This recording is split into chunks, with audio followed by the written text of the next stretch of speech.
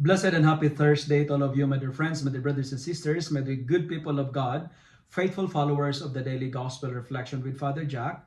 My dear kababayans, today is April 17, 2025, and today is Holy Thursday, Monday, Thursday, and our Gospel for today is from the beautiful and the wonderful account of the Gospel of John, chapter 13, verses 1 to 15.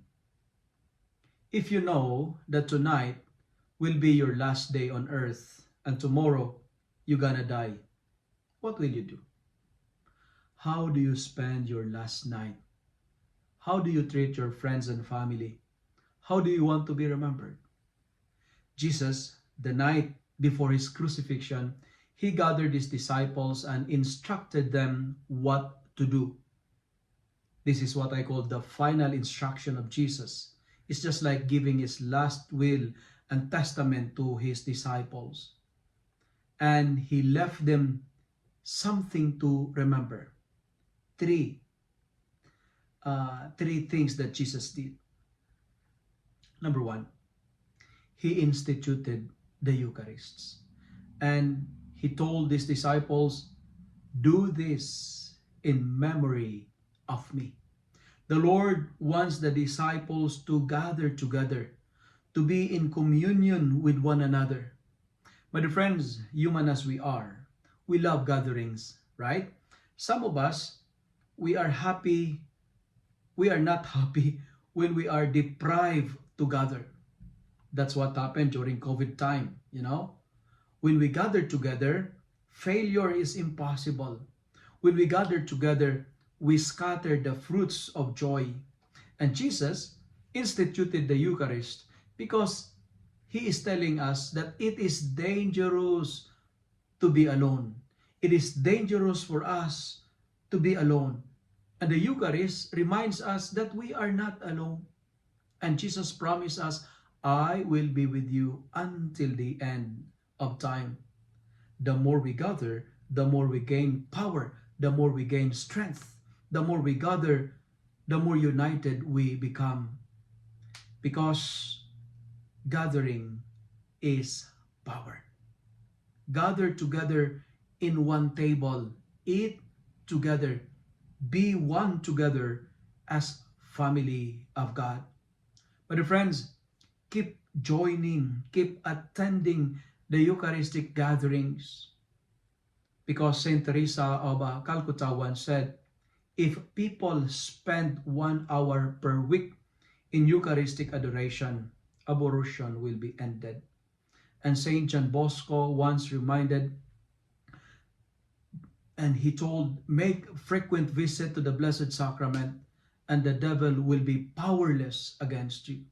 But friends, the Mass, the Eucharist, is the best time you will spend your time on earth.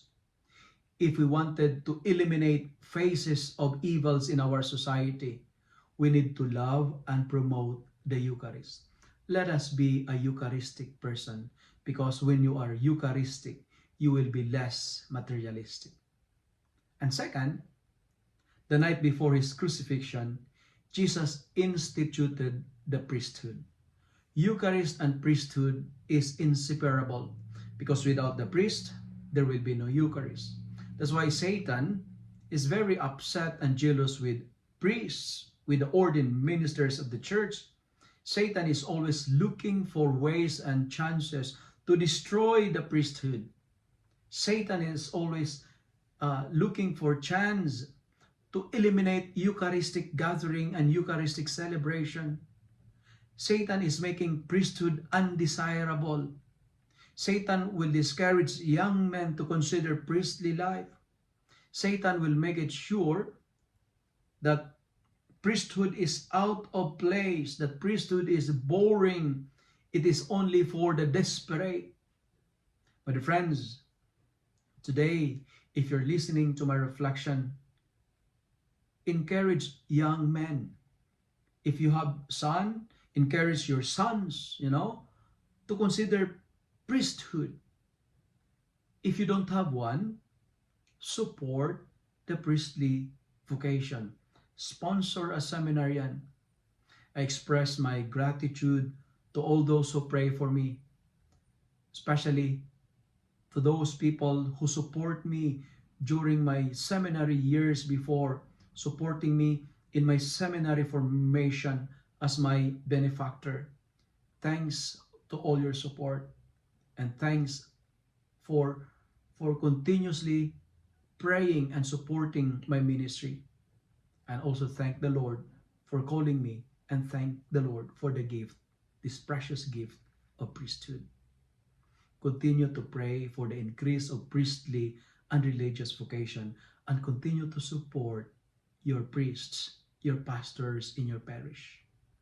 And finally, the night before his crucifixion, Jesus mandated his disciples not to forget to exercise humility by serving each others. Friends, he washed the disciples' feet, and service is best expressed when we choose to love, because you cannot serve if you don't have love. And Jesus' instructions to the disciples is this: do to others what let us do to others what he does to us. Meaning to say, we need to love one another by washing each other's feet. I'd like to have a contextual reflection on this, because there are different types of slaves during the time of Jesus, and the one who washes feet are the lowest type of slaves. And Jesus did it. Like Jesus, let us learn to bend down and serve one another. And like Jesus, we are challenged today to love one another, to serve one another, clean one another, because not all of us are clean, right? So that's why allow Jesus to cleanse us. Today, let us use our feet to serve others. Allow your feet to spread the message of love. Allow your feet to lead us to the gathering of the Eucharists. Allow your feet to love people. My friends, use your feet to promote vocation. Use your feet to spread the love for priesthood. Go promote the Eucharists. Go support the priesthood. And go to spread the love by serving others. If you love and like this reflection, kindly share it with your friends. Share it with your family. Make the Word of God viral so that many will be blessed. Amen.